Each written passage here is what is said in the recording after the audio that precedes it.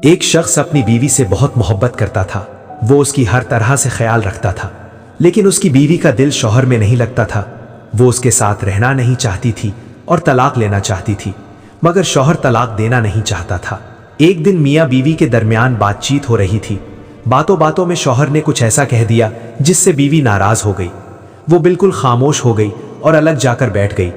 شوہر نے اسے منانے کی بہت کوشش کی، مگر وہ بولی نہیں۔ آخر شوہر نے غصے اور پریشانی میں کہہ دیا، اگر تم صبح صادق سے پہلے بات نہیں کرو گی تو تمہیں طلاق ہے۔ یہ سن کر بیوی نے دل میں سوچ لیا کہ میں بالکل خاموش رہوں گی تاکہ طلاق ہو جائے اور جان چھوٹ جائے۔ شوہر یہ سمجھ گیا کہ بیوی جان بوجھ کر خاموش ہے۔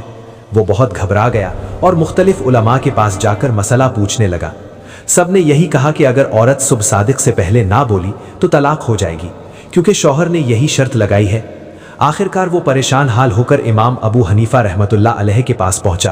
امام ابو حنیفہ رحمۃ اللہ علیہ نے اس کی بات غور سے سنی اور فرمایا، پریشان نہ ہو، انشاءاللہ طلاق نہیں ہوگی۔ یہ سن کر آدمی کو کچھ اطمینان ہوا، مگر دوسرے لوگ حیران ہو گئے اور کہنے لگے کہ امام ابو حنیفہ رحمۃ اللہ علیہ صاف حکم کے خلاف بات کیوں کہہ رہے ہیں؟ جب صبح صادق ہونے میں آدھا گھنٹہ وقت باقی رہ گیا تو امام ابو حنیفہ رحمۃ اللہ علیہ نے ایک تدبیر کی۔ انہوں نے زور سے تہجد کے وقت کی اذان دینا شروع کر دی۔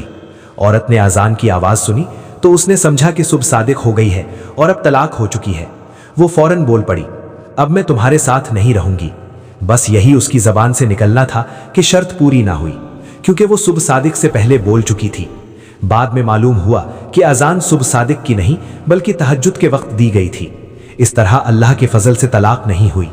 لوگ مان گئے کہ امام ابو حنیفہ رحمۃ اللہ علیہ نہ صرف بڑے عالم تھے بلکہ بہت سمجھدار اور دور اندیش بھی تھے، جنہوں نے اپنی عقل اور دانائی سے ایک گھر ٹوٹنے سے بچا لیا۔ حوالہ: مجالس حکیم الاسلام، صفحہ نمبر 214۔